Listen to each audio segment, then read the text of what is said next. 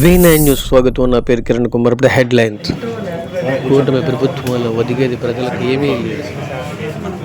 అదానీ అంబానీకి దేశాన్ని కట్టబడుతున్నారు మోడీ.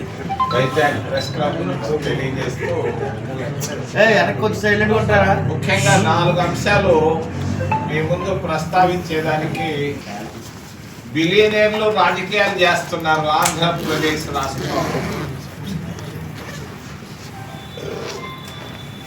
3 రాజకీయ పార్టీలు ఉన్నాయి. ఒకటి భారతీయ జనతా పార్టీ, రెండవది వైఎస్ జగన్ పార్టీ, మూడవది తెలుగుదేశం పార్టీ. ఈ 3 కలిసి పనిచేస్తున్నాయి ఢిల్లీలో. దీన్ని నేను 3-in-1 రాజకీయాలు అని అంటాను. మరి జగన్మోహన్ రెడ్డి ఏం సాధించాడు, ఏం చేశాడు ముఖ్యమంత్రిగా? నాకైతే ఏమీ కనపడటం లేదు. ఒక బటన్ నొక్కడం తప్పించి. చంద్రబాబు నాయుడు గత 15 సంవత్సరాలు ముఖ్యమంత్రిగా ఏం చేశాడు, ఏం సాధించాడు ఆంధ్రప్రదేశ్ రాష్ట్రానికంటే మాటలు తప్పించి, ఉపన్యాసాలు తప్పించి ఏమీ కనపడటం లేదు. చేశారు, ఈయన వేస్తున్నాడు. రాష్ట్రంలో, దేశంలో ఎంతో మంది ముఖ్యమంత్రులు ఉన్నారు. ముఖ్యమంత్రులందరిలో రిచెస్ట్ ముఖ్యమంత్రి చంద్రబాబు నాయుడు గారు. ఇది ఆయన సాధించినటువంటి ఘనత. చెప్పక తప్పదు, ఆయన నా ఫ్రెండే. కానీ దేశంలో ఎంతో మంది ముఖ్యమంత్రులు ఉంటే అందరు ముఖ్యమంత్రుల్లో రిచెస్ట్ ముఖ్యమంత్రి, సంపన్న ముఖ్యమంత్రి మన చంద్రబాబు నాయుడు గారు. మరి జగన్మోహన్ రెడ్డి ఆయన కూడా ముఖ్యమంత్రిగా ఉన్నాడు. ఆయన కూడా బిలియనేర్ ముఖ్యమంత్రి. ఆయన జగన్మోహన్ రెడ్డి ఒక బిలియనేరు, ఈ చంద్రబాబు నాయుడు ఒక బిలియనేరు, లేకుంటే కాబోయే బిలియనేరు. పడిపోతా ఉంది ఆంధ్రప్రదేశ్ రాష్ట్రం. ఇద్దరు మోడీ గారికి, భారతీయ జనతా పార్టీకి విధేయులుగా వాళ్ళు చెప్పిన పనులు చేస్తున్నారు.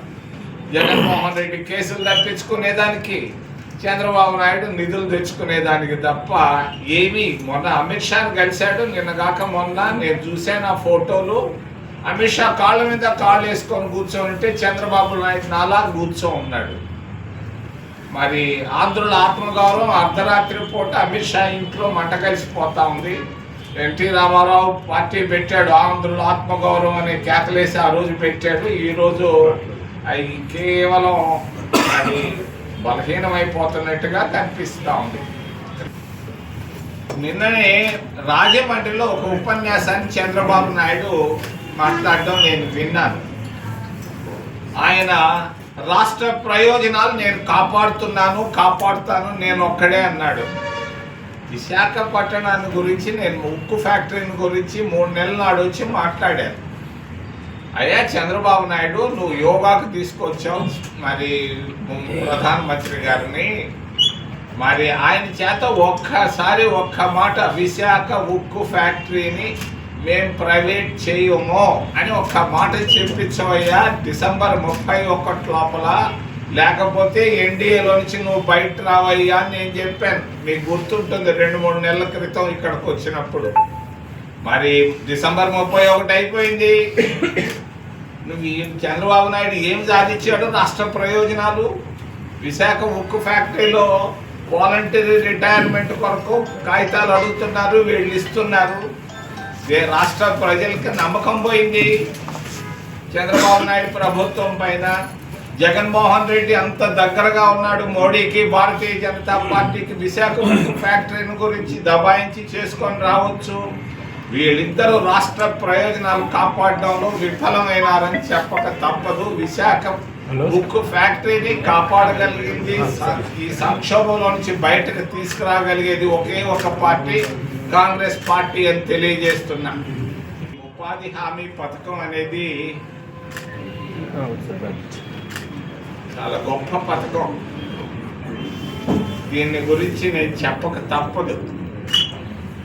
కామ్రేడ్ హరికిషన్ సింగ్ సుర్జీత్ గొప్ప దేశభక్తుడు. దేశం కొరకు బ్రిటిష్ డౌన్ డౌన్ అన్నదానికి ఆయన పెళ్లి పీటల పైనే ఆయన అరెస్ట్ చేశారు. అరెస్ట్ చేసి లాహోర్ జైల్లో పెట్టారు. రాత్రి పవళ్ళు ఆయన అండర్ గ్రౌండ్ లో పెడితే సూర్యుడిని 6 నెలలు చూడలేదు ఆయన. అటువంటి దేశభక్తి పరులు.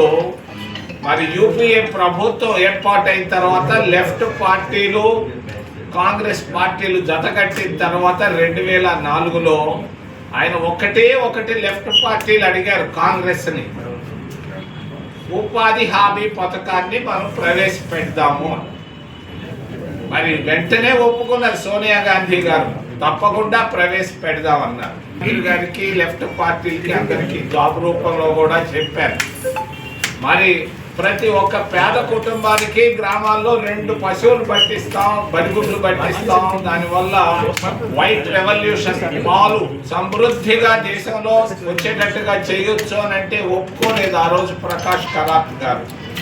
ఈ ఉపాధి హామీ పథకం అనేది పేదవాళ్ళ ఆర్థిక పరిస్థితులు పెంచడమే కాదు, వాళ్ళ వ్యక్తిత్వాన్ని కూడా పెంచేదాని కొరగా ఈ ఉపాధి హామీ పథకాన్ని మనం తీసుకొస్తున్నామంటే నేను తల వచ్చి ఒప్పుకున్నాను.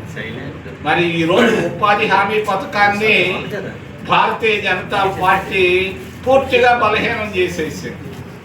ఆ రోజు భూస్వాముల నుంచి దూరంగా చేసి మరి రైతు కూలీలను వ్యక్తిత్వాలు పెంచి నిబ్బరంగా మరి ముందుకు వెళ్ళేదాని కొరగా తీసుకొచ్చిన పథకాన్ని మళ్ళా తిరిగి భూస్వాముల కాళ్ళ కిందకు తీసుకోబోయే విధంగా తీసుకొని వచ్చింది భారతీయ జనతా పార్టీ. వాళ్ళ వైఖరిని నేను తీవ్రంగా ఖండిస్తున్నాను. ఇది తప్పు. రెండవది, మహాత్మా గాంధీ దేశానికి స్వతంత్రాన్ని తెచ్చినటువంటి గొప్ప మహానుభావుడు మహాత్మా గాంధీ గారు, జాతిపిత. మరి అంతేకాదు దేశంలో అంటరానితనాన్ని తీసేసినటువంటి ఘనత కూడా కాంగ్రెస్ పార్టీకి మహాత్మా గాంధీ గారికి దక్కింది. దేశమంతా తిరిగారు ఆయన స్వతంత్రం కొరకు. అంతేకాదు రెండో విషయం, 2 విషయాలు మాట్లాడాడు మహాత్మా గాంధీ గారు. ఒకటి దేశానికి స్వతంత్రం, రెండోది అంటరానితనం, అన్టచబిలిటీ. మరి అన్టచబిలిటీ అంటే ఏంటి? ఎస్సీలను రోడ్లపైకి రానిచ్చేవాళ్ళు లేదు, గుళ్ళల్లోకి రానిచ్చేవాళ్ళు కాదు, మరి స్కూళ్ళలోకి రానిచ్చేవాళ్ళు కాదు. అటువంటి అంటరానితనాన్ని పూర్తిగా లేకుండా చేసింది కాంగ్రెస్ పార్టీ, మహాత్మా గాంధీ గారని తెలియజేస్తూ అటువంటి గొప్ప మహాత్మా గాంధీ గారి పేరు తీసేయడం అనేది అమానుషం, దుర్మార్గం, దౌర్భాగ్యం. ఇటువంటి చర్యలు నేను ఖండిస్తున్నాను. భారతీయ జనతా పార్టీ వైఖరిని తీవ్రంగా నేను ఖండిస్తున్నాను. మహాత్మా గాంధీ పేరు తీసేయడం. ఆంధ్రప్రదేశ్ రాష్ట్రంలో మరి కాంగ్రెస్ పార్టీ తీసుకొని వచ్చింది ఎస్సీలకు finance corporation, SC finance corporation.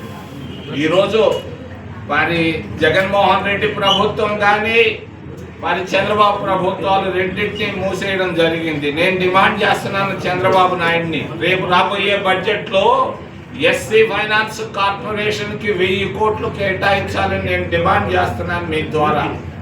మరి ఓబీసీల పరిస్థితి కూడా చాలా అధ్వానంగా ఉంది ఆంధ్రప్రదేశ్ రాష్ట్రంలో.